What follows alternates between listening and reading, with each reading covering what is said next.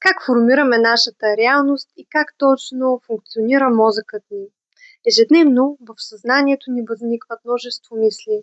Някои от тях водят до действия. Действията от своя страна, повторени многократно, създават навици, а навиците формират цялата ни реалност.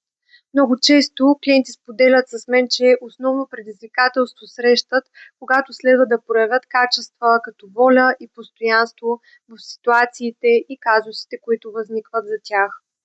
Защо е така? Защото са загубили доверието към себе си. Но как? Ами когато многократно са давали обещания към себе си, които не са спазвали. Ако и вие препознавате себе си, бих могла да ви дам една техника, която ще ви помогне. За да формирате нова невронна пътека в мозъка си, в която вие вече вярвате в себе си, е необходимо да създадете нов навик.